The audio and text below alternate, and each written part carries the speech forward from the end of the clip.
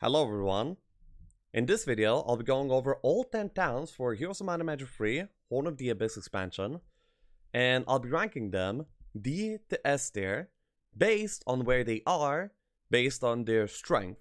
So, no personal things in this video, for the most part, and I'll be explaining my reasons why I think they belong in that kind of tier. This is mostly going to be for Jebus templates. In other templates, the rankings would be different for various reasons. Then first off, let's start with Castle. Castle is really good for two things, okay? First, they have a really good early game power stack, which is the Marksman. Marksman can do a lot of things. They are one of the most damaging early game creatures, so they can actually do a lot, surprisingly a lot. And also, unsurprisingly, they have some good mid-game things as well. Stables is a notoriously good and important building that you can have in Castle, and of course they get Angels. Angels are the best units in the game, most cost effective, efficient, and just straight up very good. And they are the only faction that can actually upgrade them, all apart from fighting a site down. So this puts them pretty high in the tier list, I would say at A tier. Next up we have Conflux. Conflux, pretty unsurprisingly to most, is gonna be most definitely S tier. They have been from the very foundings of the game, from when they were released up until now. They have been nerfed in Horn of the Abyss, but not enough to actually drag them down.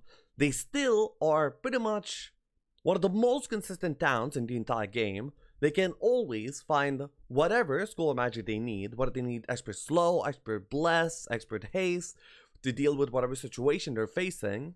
Maybe they need to do a range guard or maybe a slow guard and they want to make them slower. They can do all of that. And they also have Luna, which is like a powerhouse of its own. Luna is like half the faction for many playstyles of the faction. They are really solid, really good, and they can basically do anything.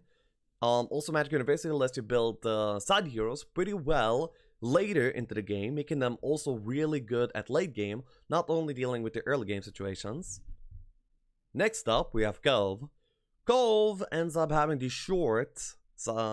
ends up drawing the short stick in Jebus templates. So they're pretty much D tier, okay? And let me explain why. Their units are really fast and really damaging, okay? And they also get a good chunk of them too, making them able to do almost any objective early on. They can start on almost anything. You give them a picket, they'll farm it day one. Hive day one, okay? They can even do like a tier 2 constant day 2. It's pretty ridiculous what they can do to get going, but they're stuck in a swamp. They get the early units and they're not able to actually use them very effectively. So despite having one of the earliest spikes of power, being very, very strong from the very get-go of the game, they still actually rank pretty low in Jebus type templates. Next up, we have Dungeon. Dungeon is a powerhouse of a faction. They have very many things going for them, okay? Let me go over. So first off, they have a really good, strong starting army in the form of Shakti, okay? Shakti provides you with 3 stacks of Troglodytes that can do almost a maxi hive on day 1 if you just give them like 1 or 2 levels and give them meat, okay? So you can take big objectives from the very get-go. That's not including their tempo spikes along with portal summoning usage as well.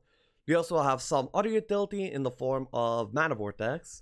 Apart from this early power and also really good faction buildings, they also have another thing going for them, okay?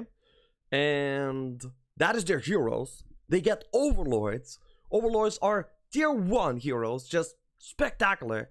Good starting skills, good stat distribution, and good level up skills. You know, they're likely to roll into logs, earth magics, all the good stuff, you know, that you always want on your heroes.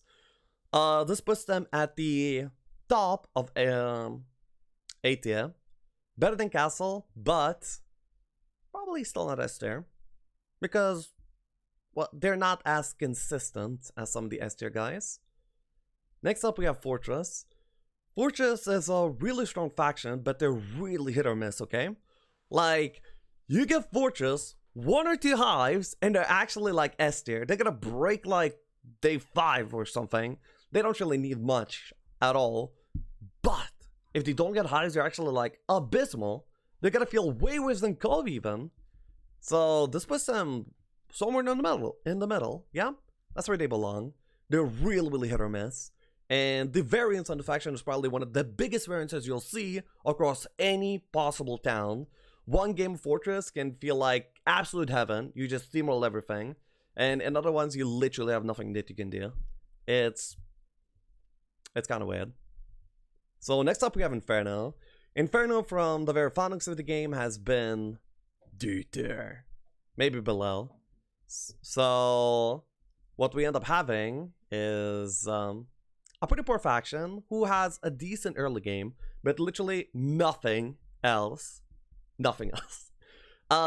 Before the nerf for experimental workshops in the HOTA, they actually were a bit above because they could cheese them very consistently and very well, giving them a very good tempo power spike in the mid game. But right now they have nothing of the like, okay?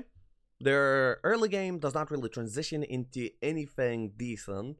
They can do things, but they don't excel at anything. They're not that good at doing a hide, they're not that good at doing a picket. Their dwellings are actually really good. Okay, the dwellings are amazing. Devils are really great units, but to build up to them, it takes way too long. To farm them externally, their guards are really bad to take. Ifriti dwelling is really hard, devil dwelling is really hard. They require way more setup than any other faction, and it's just not really worth it usually. And so they're pretty low on the list. The bottom of the list. Next up we have Necropolis. And Necropolis, I mean, I can just place them where they belong, okay? They are at the very top of the food chain, okay? And this rating is really not Jebus exclusive, okay? And it's not really secret. Their necromancy has been halved in Horn of the Abyss, okay? Literally cut in half. It doesn't matter. They're still the best. They have the best heroes. Death Knights roll all the good skills. That's why you always see like a basic Galfriend, okay? Your Galfriend, like level 5, is gonna have like logs, offense, earth, wisdom, okay? They're just gonna have all the good skills pretty much immediately. Their heroes are absolute nuts. They also have one of the best starting armies. Like 160 Skelly on day 1 is ridiculous. You can almost take a tier 2 console with that. Not to mention a Maxi Hive or whatever else you want to do. So what you end up having is a faction with good early game, good mid game, best late game, and so on. So that is absolutely amazing. Next up, we have Rampart. Rampart ends up very much like Castle, actually. They have really good early game in form of a ranged battle stack. Of course, they have the Grandals. Castle has Marksman. So they end up having pretty similar roles. But Rampart actually has more tempo than Castle. They can go into an early picket way easier because they have the center power stack to support the Grandals, and also Grandals are faster on their own. That also kind of helps. And yeah, that's really good. It lets them be alongside Castle, but they are still regarded as a little bit below. Despite having the tempo, they don't have as much. The faction itself does not provide more than the Castle does. Their tier 7 is just literally non-existent. Green Dragons are tragic, okay? They're not good. Not because the unit is like not unusable, but rather because the build path is very unsupporting of using them. You cannot get them on week 1 while also building Grandals and Centaurs, which are pretty much mandatory to activate the faction in the first place. So they are below Castle due to their buildings on the faction, despite having more tempo than the Castle and being pretty similar. Next up, we have Stronghold. Stronghold is a very cool faction. One of my favorites, thematically. But they end up facing quite a few hurdles. Their army is like fuel. You start off with a Raxor, you have your Wolf Raider power stack, but then for almost every fight that you take, you have to spend like a few units to actually do anything. Because of their double attack, they have to set up attacks pretty smartly. They're one of the harder factions to play, despite being pretty simplistic, really, because you have to navigate fights really well. But if you're good at that, then you're going to be really rewarded with Stronghold. You have good tempo. They have actually a pretty good and relevant speed tier 7 unit. They're really speedy, really damagey, and they're a lot of fun to play.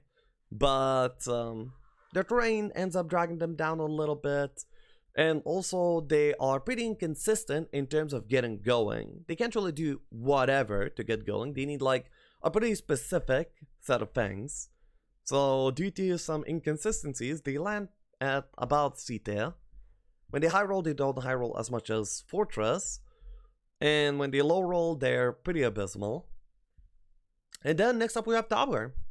This faction used to be at the literal bottom, even below Inferno, before 2019 patch. But after that, we got lamps introduced into Jebus. Okay, and lamps are absolutely insane.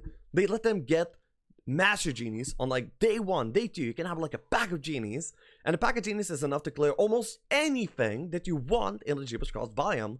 Picket, Kansa, Hive, you know, items, boxes, whatever. And they have minimal gauge for lamps as well, so they can actually do them pretty consistently almost every time. They can them good tempo, good early game. Their late game is like kind of mad because you don't usually end up going Titans because your Master Genies end up soaking pretty much all the gold that you ever have.